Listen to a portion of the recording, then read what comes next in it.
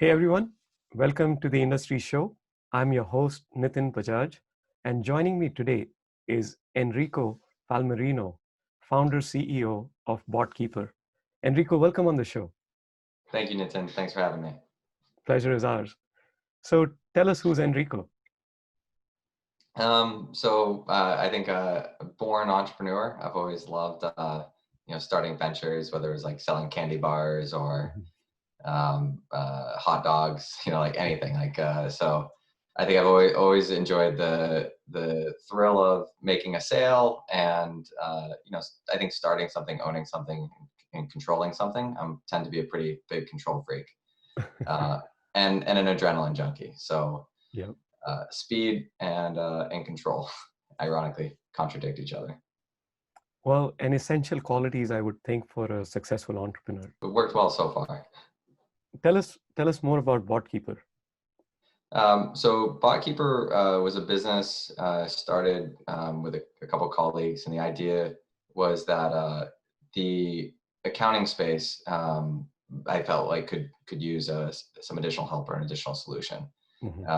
Whether I'd experienced the pain point, I think, from both sides of the equation, from owning and starting a startup that grew really fast, the headaches and challenges that come with maintaining, scaling the bookkeeping, minimizing errors, like getting the books closed, the reports that you want, and then ended up actually like owning a cloud accounting firm with the idea to solve those pain points I had with the first venture. And then saw the challenges of running and operating a cloud accounting practice with, the headcount, the management, the hiring. It's just the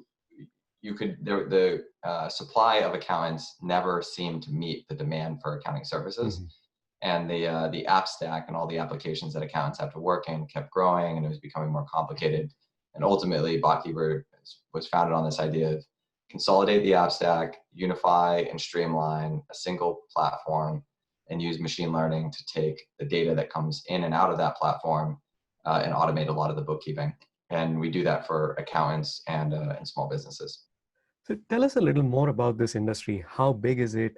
And then specifically from Botkeeper's perspective, what are the big opportunities that you guys are focusing on? At a high level, the industry is about like a $500 billion industry, so it's massive. What Botkeeper is focused on doing, which is automating and streamlining bookkeeping, and what would be referred to as CAS services or client accounting services, that has like a discrete TAM of about 8 billion. So that's the market that we're after. Accounting firms buy Botkeeper's platform and software to take the, I'd say, limited capacity they have and give them a much, like a big uplift and additional free capacity. The reality is like the number of accountants entering the industry is like declining. So there's fewer and fewer people going in. There's a ton of people retiring, and yet the number of new businesses formed and accounting service demand is like growing exponentially. And so majority of accounting firms actually turn away business on a repeat basis, and they struggle to just keep up with the work for their clients. And so what we do is we give them a platform that lets them get back 70 to 90% of their time that they can use to service more clients, but also do advisory, consulting, more analytical, critical thinking on their clients. So it's a cost saver. The accuracy is substantially improved. You go from 85 to 95% accurate transaction to, with Botkeeper, a 99.97% accurate transaction. And then the speed of processing is enhanced. You go from monthly processing to like daily processing, and even processing that happens in a minute. How do you define success? So for me, it's all about impact. And I'd see Botkeeper being successful if it does a few things. So one, a large or substantial portion of the accounting industry depends on Botkeeper for their clients. And it's cool because I'm seeing that grow and grow. I mean, thousands of firms and companies depend on Botkeeper for their bookkeeping, which is really cool. I think another aspect of it is the impact on people. So I think, if we get to a point where we employ thousands of people and they depend on Botkeeper for their livelihoods and their families that's really cool because you've made a measurable impact that way.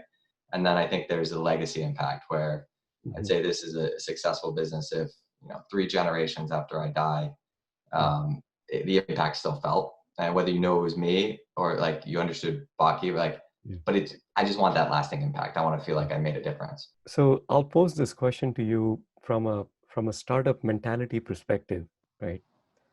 Ask for forgiveness or for permission. Definitely ask for forgiveness. And I think because like, on the permission front, the one, you're going to spend a bunch of time asking for Yeah. permission, and two, the people you're asking for permission from might not understand what you're trying to do, Yeah. why you're trying to do it, or the outcome of what you're going after. And honestly, most of the time, like with any business, everyone doesn't think you can pull it off, right? Yeah. So they're not going to give you, they're always like, nah, that's not going to work. And it's up to you as an entrepreneur to prove them wrong. Yeah. So I feel like I'd be told, no, that's not possible, or no, you can't do that so many times. And Botkeeper wouldn't exist if I asked for permission versus forgiveness. So tell us, what are your sources of inspiration and motivation? I think I I love, like, my source of, I think, motivation comes from, I love proving people wrong. Like, it's like one of those Yeah. where, like, the best thing you could do to me is tell me I can't be done, or like, no, that can't happen. And like now more than ever, I'm a competitive person by nature. So I think I thrive off of that. For inspiration, I think it just comes from, being out there and meeting a lot of people, and seeing a lot of what's going on in the industry. I like to say that, being in the right time in the right place and having the right idea is a matter of going 1,000 places 1,000 times, and one of them Yeah. being the right one. So I learned so much from traveling and interacting and meeting people, and then just kind of culminating and putting together what is a problem, and how I think I can solve it. What is a book or a movie that uh, you've learned a lot from? So I think one of my favorite books is the Fish That Ate the Whale. Mm-hmm.